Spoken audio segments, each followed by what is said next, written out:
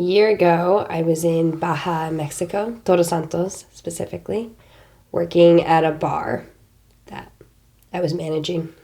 So I met a guy. He ended up becoming my partner. Not only that, but also business partner. He started taking care of my ledger and doing my accounts for me at the bar. But, of course, on the side, he read the first, it was about 75 pages of my book. And he said, no, you shouldn't be bartending. You should be doing this.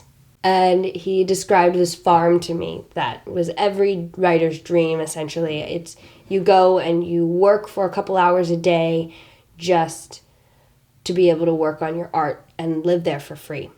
So he said, I'll work, you write. And so we decided to drive to Canada from Mexico. I was spending a lot of time with my partner at the time's family. We would see them. Sometimes they lived in Canada as well. And it made me miss my family, which was a really odd thing. I love my family, but I haven't always had a close relationship with them. But I was exposed to a family that was very much about being close to one another. We decided, since we'd spent Canadian Thanksgiving with his family, that we would spend American Thanksgiving with my family. So, yeah, we bought tickets and we came to America. My old room. This is the bedroom I lived in high school. And when we first moved in, this was all attic. So there was nothing up here, and my parents finished it off, but kind of partly smoked cigarettes in the shower. That was fun.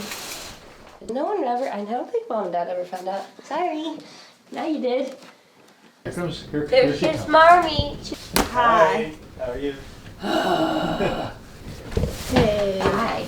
So at this point in my process, my book is a first draft, but it is a very rough cut of a first draft. So I'm in a restructuring phase right now. I use note cards to then write each chapter down with a description, and I color code those by character because I have 6 main characters and a 7th subplot that's running through. So each of those has a color and a pattern on it, and as I lay those out on a grid, I'm able to storyboard what I have, and without actually having each huge piece of paper, so I can move one note card from place to place. And that's kind of where I'm at right now with that. So this book has been in the works for 9 years, but it wasn't until last year that I really committed myself to finishing this project. If I heard someone say this to me, I probably would be like, okay, whatever. You got it from a dream. All right. But I did. The dream came to me for the book a couple nights after a serious consideration of taking my life. I was very close to doing that. And in the dream, it's very short. I was in a car with a bunch of people, and I was driving through an orchard. And in the orchard, all the trees are covered with these nets, which are used in orchard to protect the buds of spring leaves from frost. And we're driving through, and it's really gray, very bleak. And I'm trying to see what type of fruit it is, what type of trees they are. And that's when I see that they're humans. And you know how dreams are, where you're just like, that's normal, okay, that's people, and I guess that's where people come from. And I literally said that in my dream. I was like, oh, it's interesting, that's where we come from. And then I'm looking at them closer, and I realize that they're not fresh people, if you will. They're not fetal. They're in fetal positions, but they're not babies. They are people that have been aged. They have tattoos. They have scars. They have wrinkles. They look used. They look remade. And I remember looking back to everyone in the car in the dream, and it no one seemed to think that was odd. And I woke up. And that's where the concept for people that have been through life are the best people to help others that are currently going through a really hard time. So the idea that these guardians could be repurposed to actually help people in the midst of torment themselves was something that kept me going, because I felt like I'm in torment. And then something told me, but why don't you be one of those people that helps someone who feels like you do? Live through this so you can tell this story. And it was really hard, but I did.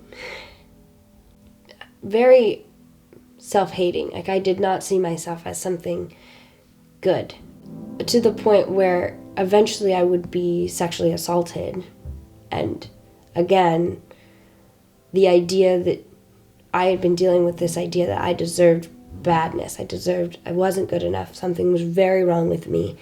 To be assaulted rang true as to what I deserved.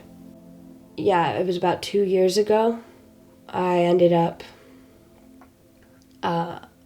making the decision. I made the decision to take my life. And it was all due to my not recognizing that I needed help. I needed to start working on loving myself and understanding that my depression and my self-hatred didn't have to be my story always. And that's what I thought, was that it was my story forever. I've been choosing to treat myself so much better in little ways that it has been infectious to the bigger things in my life. I think the first thing I started with probably was choosing to let my partner love me. I think that, oh, don't cry.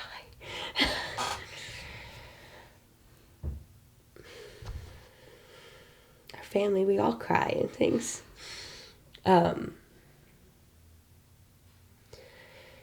Because I didn't know how to do it yet. So I let him do it first. I let my partner show me.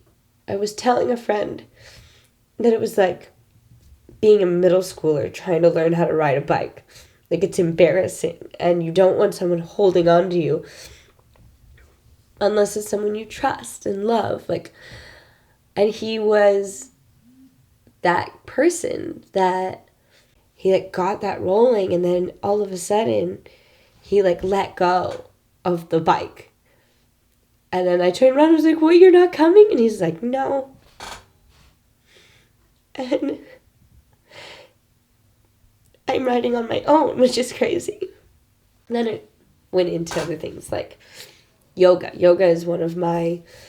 I did it in the hospital, and I started it years ago, and it was very hard to sit with my mind. That was what was so interesting about it. It wasn't like a workout where you push, and then because you're so sweaty, you're so out of breath, you're having to concentrate on all these things.